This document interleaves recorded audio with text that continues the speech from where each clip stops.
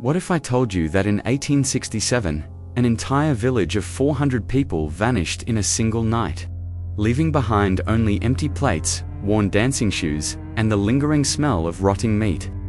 What if I told you that for weeks, before their disappearance, travelers reported hearing music that never stopped and seeing people dancing until their feet bled through their shoes?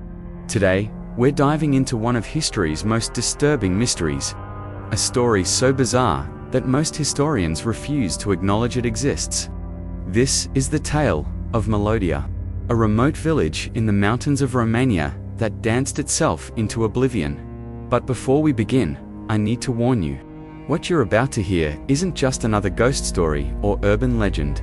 This is documented history, buried in archives and forgotten testimonies.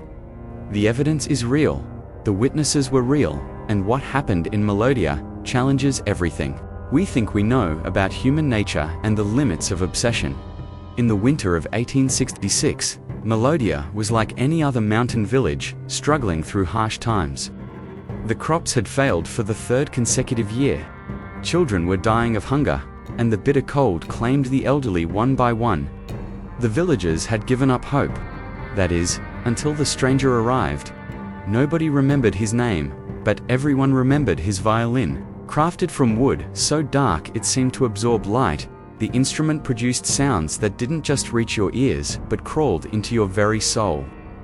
The stranger claimed he could solve their problems, that he could bring prosperity and joy to their dying community. All he asked for in return was a place to stay, and the freedom to play his music whenever he wished. The villagers, desperate and with nothing left to lose, agreed. That first night, as snow fell heavily outside, the stranger began to play in the village square. The melody was unlike anything the people had ever heard. It started soft, almost melancholic, but gradually built into something intoxicating. One by one, the villagers emerged from their homes, drawn by the irresistible pull of the music, and they began to dance. At first, it was innocent enough. Children giggled as they spun in circles. Young couples waltzed under the falling snow. And even the elderly found strength in their legs they hadn't felt in years. The music seemed to wash away their hunger, their cold, their despair. For the first time in months, the people of Melodia felt alive. But the stranger didn't stop playing. Hour after hour, his bow moved across those dark strings, and the villagers continued to dance. When dawn broke, they finally collapsed from exhaustion, but their faces bore expressions of pure bliss. They had never felt such joy, such complete abandonment of their troubles.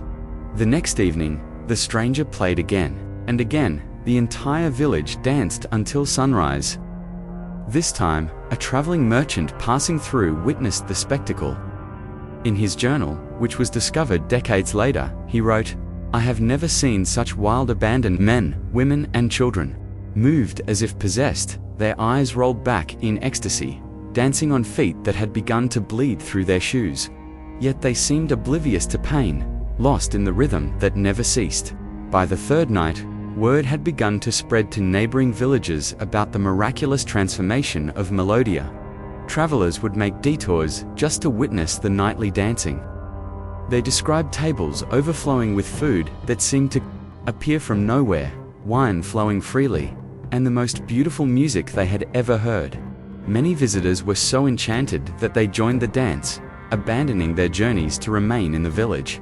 But something sinister was happening beneath the surface of this apparent paradise. Father Dimitri, a priest from a nearby arrived in Melodia on the seventh night. What he witnessed horrified him so deeply that he immediately fled and spent the rest of his life trying to forget what he had seen. Years later, on his deathbed, he confessed to a fellow monk. They were not dancing in joy, but in torment. Their faces showed ecstasy, yes, but look closer, and you could see the terror in their eyes. They wanted to stop, tried to stop, but their bodies would not obey. And the smell. Dear God, the smell of decay was everywhere, though the feast tables appeared laden with the finest foods. As days turned to weeks, the reports from travelers became increasingly disturbing. The dancers' feet had worn down to bone in places. leaving bloody footprints that formed intricate patterns in the village square. Their clothes had rotted away from sweat and constant movement, yet they continued their endless waltz, naked and shameless under the stars. Children who had joined the dance had grown gaunt and hollow-eyed, their small bodies pushed beyond all human endurance. The food that had seemed so abundant was revealed by some witnesses to be crawling with maggots. Yet the dancers consumed it eagerly between songs, their faces smeared with what might have been gravy or might have been something far worse.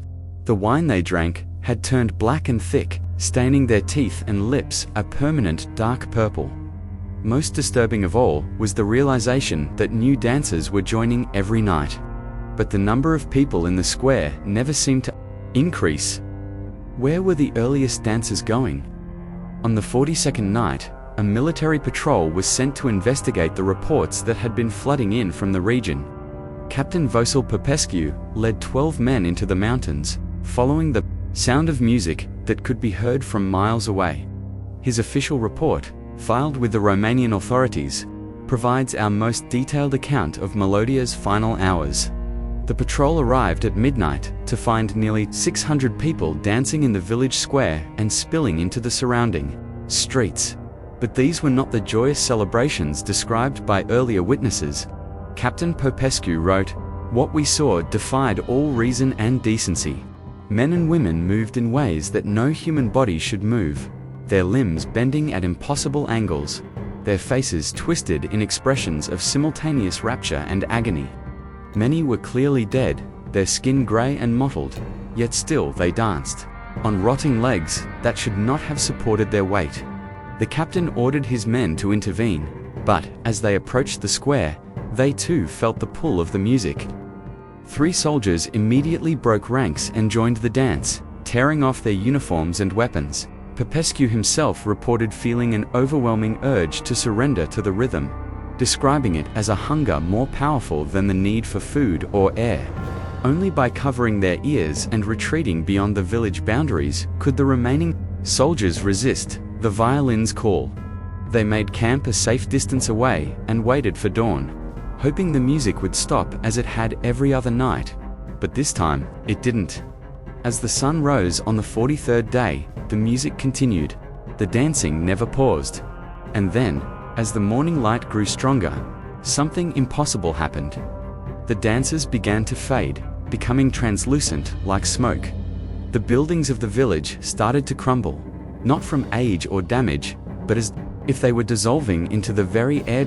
Captain Popescu watched in horror as 600 people, an entire community that had stood for over 2 centuries, simply evaporated before his eyes. By noon, nothing remained but an empty patch of ground, scattered with worn dancing shoes and the lingering echo of that haunting melody. The violin lay abandoned in the center of where the square had been, its dark wood now cracked and silent. When one of the soldiers approached to examine it, the instrument crumbled to dust at his touch, leaving no trace that it had ever existed. The official investigation concluded that the entire event was a mass hallucination brought on by ergot, poisoning from contaminated grain. The reports were classified, the witnesses discredited, and the incident was quietly erased from public records. Today, you won't find Melodia on any map, and most historians will tell you it never existed. But the evidence remains, hidden in private collections and forgotten archives. Letters from family members searching for missing relatives, testimony from travelers who witnessed the dancing, medical reports describing the psychological trauma suffered by the surviving soldiers, and scattered throughout the mountains of Romania, dozens of other villages that disappeared under similar circumstances over the following decades. Some say the stranger with the violin still wanders those mountains, offering desperate communities the same terrible bargain. Others believe that on certain nights, when the wind is right, you can still hear faint music drifting down from the peaks, accompanied by the sound of feet that can never stop dancing. The truth about what happened in Melodia remains buried in those Romanian archives, a story too disturbing for mainstream history to acknowledge. Was it mass hysteria? A natural disaster that was misunderstood by traumatized witnesses? or something far more sinister that our rational minds refuse to accept? Whatever the answer, one thing is certain. In 1867, 400 people danced themselves out of existence, leaving behind only empty shoes and the terrifying proof that sometimes the most beautiful music carries the darkest price. That the next time you hear a melody that seems too perfect, too irresistible to ignore, remember the village of Melodia.